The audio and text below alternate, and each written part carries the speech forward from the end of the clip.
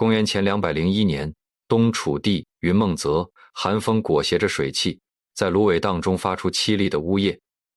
汉高祖刘邦这位刚刚在定陶寺水之阳举行完登基大典，本该在长安宫中享受四海朝拜的开国皇帝，却以一种极其反常的姿态，乘坐着隐秘的马车，踏上了巡游云梦泽的旅程。表面上，这是一次轻松的南方巡狩，但随行的甲士们敏锐地察觉到，天子的手始终没有离开过剑柄，目光中透着难以掩饰的焦灼与杀机。不久，楚王韩信接到了巡狩的诏书，怀着忐忑的心情来到陈地迎驾。就在他跪地叩首的那一瞬间，埋伏在两侧的武士如狼似虎地扑上，将这位大汉开国第一功臣，曾经统帅100万大军的兵仙死死按在冰冷的泥水里。陛下，天下已定，我故当烹。韩信被反绑双手，仰起头，看着马车上那个熟悉而又陌生的昔日主公，发出了绝望而凄凉的惨笑。刘邦没有说话，只是冷冷地让人将韩信押解回长安。随后，一场看似宽大处理的政治操作开始了，赦免死罪，夺去楚王封号，贬为淮阴侯，软禁于长安。按照常理，故事到这里就该结束了。兵权已夺，王爵已消，猛虎已被拔去利爪，关进铁笼，对于皇权的威胁似乎已经解除。然而，历史的走向却在这里拐了一个令人毛骨悚然的弯。公元前196年，长乐宫没有审判，没有廷尉的介入，甚至没有公开的法理程序。吕后与萧何在未央宫的深处进行了一场秘而不宣的密谋。随后，韩信被诱骗进宫，在长乐宫的中室里没有刀光剑影，只有几个手持竹刀的宫女将这位曾让项羽闻风丧胆的无双国士活活刺死在阴暗的角落。狡兔死，良狗烹，高鸟尽，良弓藏，敌国破，谋臣亡。这是韩信临死前留下的千古悲叹。千百年来，无数文人墨客在评调韩信时，都将他的死归结为4个字：功高震主。人们理所当然地认为，刘邦杀韩信是因为他手握重兵，威胁了刘家的天下。可是，如果我们拨开历史的迷雾，用审视的目光重新打量汉初的政治版图，一个巨大的疑问便会浮出水面。刘邦真的害怕韩信的兵权吗？早在修武沉入赵壁时，刘邦就曾趁韩信熟睡，擅计闯入军营，轻而易举地夺走了他的兵符。在齐王任上，刘邦一个使者，就能让韩信乖乖交出齐地的军政大权。如果刘邦真的只是害怕兵权，他有100种方法可以剥夺韩信的军队，何必非要在他被贬为淮阴侯，手无寸铁之后，还要用如此卑劣残忍的手段将其置于死地？难道在这位开国皇帝那深不可测的内心里，隐藏着一种比兵权更让他夜不能寐的恐惧？韩信必须死，到底是因为他手里有兵，还是因为他身上带着某种刘邦无法容忍也无法消灭的致命特质？要理解刘邦的恐惧，我们必须先回到那个金戈铁马、气吞万里的楚汉争霸时代，去重新审视韩信在汉初政治版图中的真实位置。连100万之军，战必胜，攻必取，无不如韩信。这是刘邦在洛阳南宫的庆功宴上对韩信做出的最高评价。在楚汉相争的生死存亡之际，韩信是刘邦手中最锋利的一把剑。但韩信仅仅是一把剑吗？让我们将目光投向史记，淮阴侯列传中那个著名的汉中队。当韩信在拜将台上为刘邦剖析天下大势时，他提出的不仅仅是军事战略，更是政治战略。他建议刘邦任天下无勇之士，何敌不诛？以天下诚意封功臣，何所不服？这句话在当时的语境下是激励将士的豪言壮语，但在刘邦听来，却隐隐触碰到了他内心最敏感的神经。韩信的底层逻辑依然停留在战国时代的裂土封王与军功分封。在他的认知里，打天下就是分蛋糕，将领打下了地盘，就应该成为这片地盘的主人。这种认知在楚汉战争时期是刘邦用来拉拢韩信、彭越、英布等异姓军阀的政治筹码。刘邦封韩信为齐王，封彭越为梁王，封英布为淮南王，本质上是一种政治合伙关系。然而当天下大定，项羽乌江自刎，这种合伙关系就立刻变成了致命的地缘死局。近年来，随着张家山汉简2年律令等出土文献的面世，我们得以窥见汉初诸侯王的真实权力。在汉初的体制下，异姓王在封国内拥有绝对的自治权，他们可以自行任命丞相以下的官员，可以征收赋税，可以铸造钱币，甚至可以拥有独立的军队。以韩信曾统治的齐地为例，齐地东临大海，西有黄河之险，南有泰山之固，北有渤海之利，这里是当时天下最富庶、人口最稠密、冶铁和盐业最发达的地区。管仲当年正是凭借齐地的盐铁之力，九合诸侯，一匡天下。韩信在平定齐地后，向刘邦讨要假齐王的封号。刘邦虽然怒骂，但在张良的踩脚暗示下，不得不封他为真齐王。从那一刻起，韩信就不再仅仅是一个统兵的大将，而是一个拥有独立财政、军事人口基本盘的无冕之王。他在齐地经营了数年，收揽民心，提拔亲信。齐地的官僚体系、军队将领很多都是他一手带出来的。对于刘邦而言，关中是他的基本盘，萧何为他源源不断地输送粮草和兵源。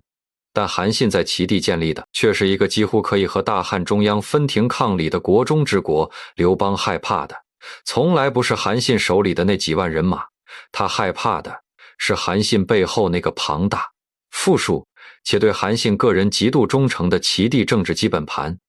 只要韩信在齐地振臂一呼，整个东方六国的故地随时可能再次陷入战国时代的割据混战。兵权可以夺，但地缘政治的裂痕一旦产生，便如复古之居，再也无法抹平。如果说齐地基本盘是刘邦忌惮韩信的现实基础，那么韩信身上那种超越时代的军事天赋，则是让刘邦感到深深恐惧的暗线。让我们聚焦汉初军事史上的两座高峰，井空之战与渭水之战。这两场战役不仅是韩信兵仙之名的基石，更是刘邦心中挥之不去的噩梦。公元前204年，井孔口，韩信率领3万新招募的汉军，面对赵王歇和成安军陈余的20万大军，这是一道几乎无解的死题。然而，韩信却做出了一个让所有将领都惊掉下巴的决定：背水列阵，陷之死地而后生，置之亡地而后存。韩信将3万没有经过严格训练的市井之徒逼入背靠绵河的绝境，激发了他们求生的本能。同时，他亲率2000轻骑，每人手持一面汉军红旗，趁赵军倾巢而出，争夺汉军旗鼓时，突袭赵军大营，拔赵旗，立汉旗。当赵军发现大营全是大汉红旗时，心理防线瞬间崩溃。20万大军土崩瓦解，赵王被擒，陈余被杀。这不仅仅是战术的胜利，这是对人性、心理、地形进行极致计算的降维打击。韩信的用兵已经脱离了排兵布阵的范畴，进入了运用之妙、存乎一心的艺术境界。再看渭水之战，面对项羽麾下第一猛将龙且的20万楚骑联军，韩信在夜间让人做了1万多条沙袋，堵住渭水上游。交战时，韩信佯败退却，龙且大喜，渡河追击，韩信掘开沙袋，大水奔涌而下，龙且的军队被瞬间冲散，首尾不能相顾。韩信回军掩杀，全歼楚军，龙且战死，多多益善。这是韩信对刘邦评价自己带兵能力时说的话。在刘邦看来，天下所有的将领带兵都有极限。樊哙、周勃、灌婴带兵10万已是极限。曹参稍微强些，但也受制于常规的兵法。但韩信没有极限，给他3万人，他能灭赵；给他10万人，他能灭齐；给他50万人，他能灭楚。他的统帅能力是一个深不见底的黑洞。这种兵仙级别的军事天赋，在打天下时是利器，但在治天下时，就是悬在黄泉头顶的达摩克利斯之剑。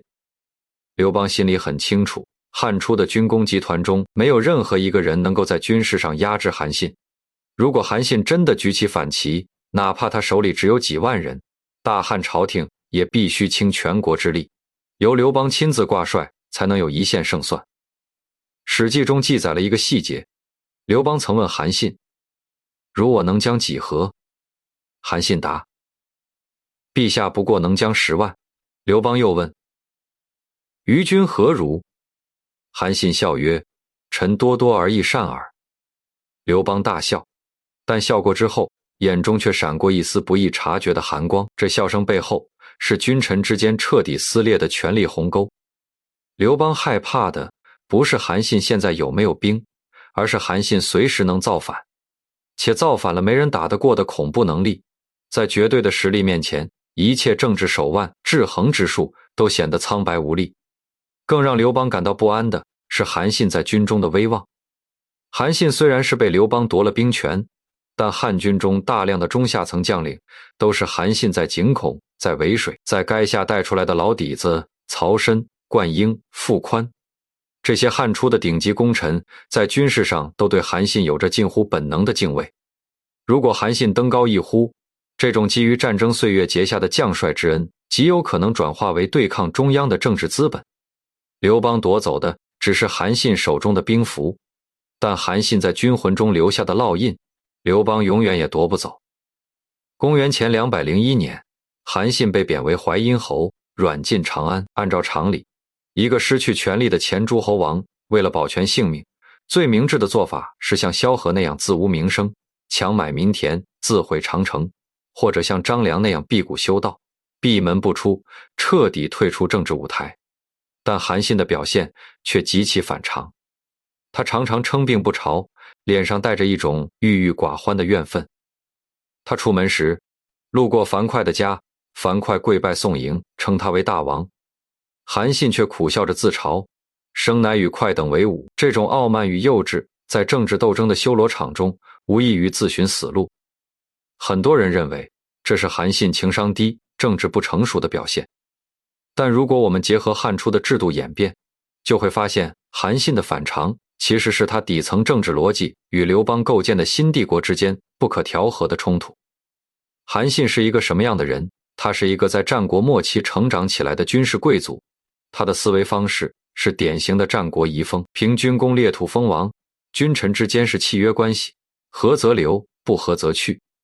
他骨子里有着战国士人那种士为知己者死的骄傲，也有着功成身退、列土称王的执念。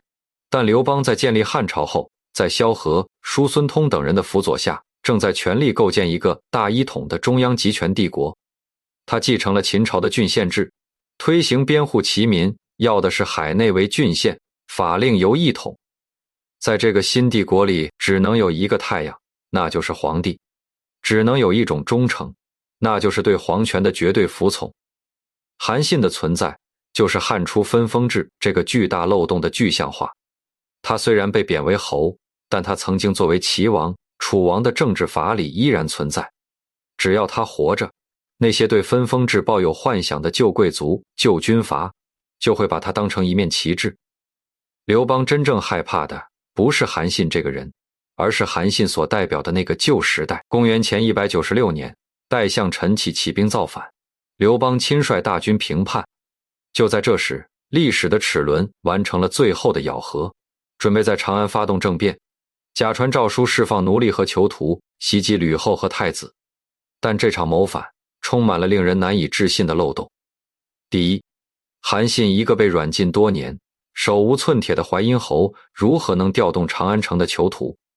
第二，陈佛在代地造反，韩信在长安响应，两地相隔千里，信息如何传递？第三，韩信的计划竟然因为得罪了一个家臣，被家臣的弟弟告发，导致全盘泄露。这真的是那个明修栈道，暗度陈仓，用兵如神的兵仙能策划出的拙劣政变吗？现代许多历史学家都倾向于认为，陈洪之反极有可能是刘邦和吕后设下的一个死局。刘邦在前线平叛，故意流出长安的权力真空；吕后与萧何联手，伪造了前线平叛大捷。